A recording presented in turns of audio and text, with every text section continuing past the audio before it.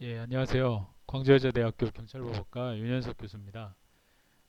이번 학술대회에서 발표한 주제는 스마트폰 디지털 증거의 압수수색 문제점과 개선 방안에 대한 내용입니다. 우리 형사소송법 제106조에서 범위를 정하여 출력 또는 복제하는 방법이 불가능하거나 압수의 목적을 달성하기에 현저히 곤란하다고 인정된 때에는 정보 저장 매체 등을 압수할 수 있다라는 규정, 그리고 형사소송법 제122조에서 급속을 요하는 때의 예외 규정을 근거로 스마트폰 압수수색 과정에서 범죄 혐의와 관련성에 대한 구분 없이 정보가 무분별하게 탐색, 복제되는 등 기본권을 침해하고 있고, 또 영장주의 원칙에 반한 위법한 집행이 되고 있는 실정입니다. 이에 본 연구에서 긴급 압수 후 사후 영장 발부 전에 별건의 범죄 혐의를 확인하거나 증거로 활용하면 위법한 압수에 해당할 수 있는 디지털 증거의 압수수색 원칙의 문제점 등 다양한 문제점과 이에 대한 개선 방안을 제시하였습니다. 이 논문의 핵심 키워드는 스마트폰 디지털 증거, 영장주의, 압수수색, 참여권, 적법 절차에 해당이 되고요. 구체적인 논문에 대한 내용을 한번 살펴보도록 하겠습니다. 먼저 서론입니다. 스마트폰은 수사기관에서 증거 자료로 활용하기 위해서 압수수색을 통해서 정보를 수집하고 또 범죄를 입증하는 증거로 많이 사용되고 있습니다. 그러나 스마트폰에 저장된 정보의 경우에는 혐의 사실과 무관한 개인의 사생활에 관한 무수한 정보들이 대량으로 혼재되어 있는 특징이 있습니다.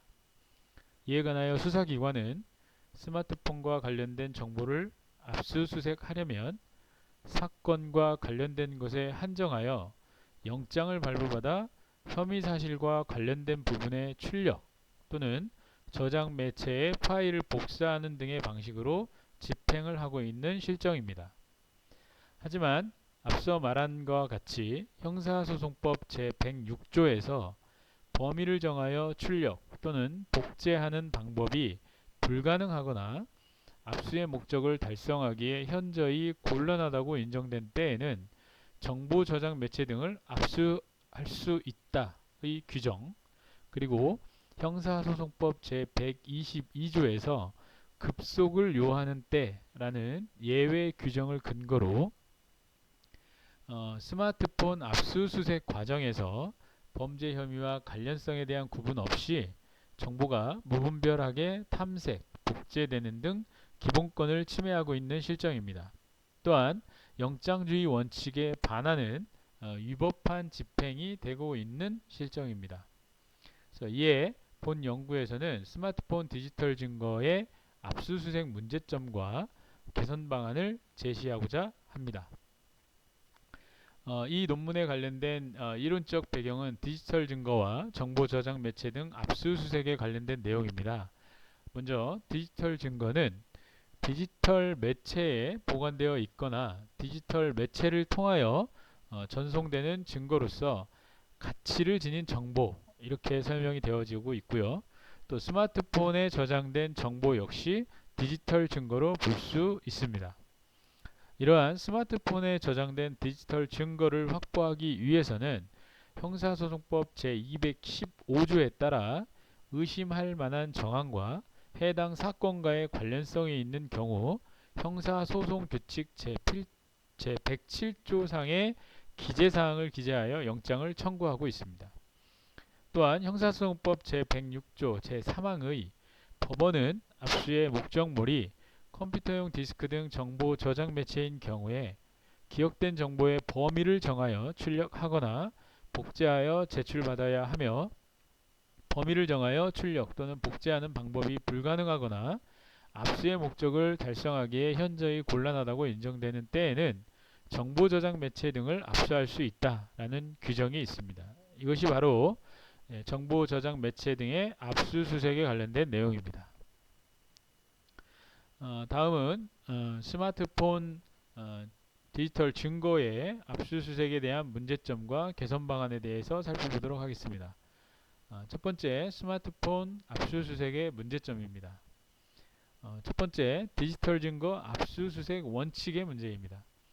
형사소송법 제106조 제3항에서는 정보저장 매체의 예외적 압수 규정을 통해서 긴급 압수 후에 스마트폰에 저장된 모든 정보를 검색할 수 있는 권한이 있다고 오해할 수 있죠. 그러나 사후영장 발부 전에 별건의 범죄 혐의를 확인하거나 증거로 활용된다면 이는 위법한 압수에 해당하면서 문제가 될 수 있습니다. 자, 둘째, 디지털 증거 압수수색 시 피압수자의 참여권 보장 문제입니다.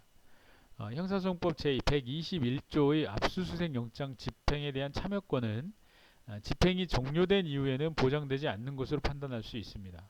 또는 디지털 증거 분석을 압수수색 이후의 행위로 보면 정보 저장 매체 반출 시점을 압수의 종료 시점으로 본다고 하면 이 두 가지 경우는 수사기관에서 어떤 정보를 탐색하는지 확인할 수 없는 등 문제가 발생할 수 있습니다. 셋째, 스마트폰 정보에 대한 무결성 확보에 대한 문제입니다. 스마트폰의 경우에는 새로운 정보가 유입이 되면 기존에 저장된 디지털 정보가 자동으로 삭제되는 등 무결성 훼손의 우려가 큽니다. 그래서 무결성 확보를 위해서 전파 차단 봉투를 사용을 해서 외부 전파 차단을 해야 하지만 실무에서는 휴대폰 전원을 끄는 것 외에 별다른 조치가 없는 그런 현실의 문제점을 지적하고 있습니다. 그러면 이러한 스마트폰 압수수색에 대한 문제점을 바탕으로 개선 방안을 제시해 보면, 첫 번째, 수사기관은 긴급한 상황에서는 현장에서 상대방의 동의나 승낙에 의하여 스마트폰에 대한 디지털 정보 분석을 진행을 하고 범죄 사실과 관련이 없으면 즉시 휴대폰을 환부해야 합니다. 그러나 스마트폰에 범죄 사실과 관련성이 있는 디지털 증거가 확인이 되면 지체 없이 사전 영장을 발부받아 압수수색할 수 있도록 해야 되겠습니다. 둘째, 압수수색의 집행 과정에 피압수자 측의 참여권을 보장을 하고 실질적인 참여권 행사를 위해서 디지털 증거 분야 전문가로부터 조력을 받을 수 있는 제도의 도입을 생각해 볼 수 있겠습니다.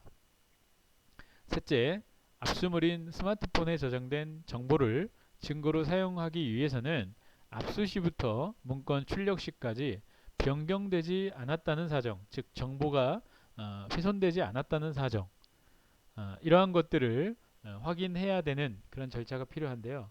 그래서 무결성이 담보되어야 되는 바 해시값 확인이나 이미징 절차에 피압수자를 참여시켜서 스마트폰 정보에 대한 무결성 확보를 확인시켜주는 최소한의 조치, 적법 절차의 원칙을 준수하도록 하는 것이 중요할 것 같습니다. 스마트폰은 개인의 모든 정보를 담고 있는 디지털 정보의 핵심입니다.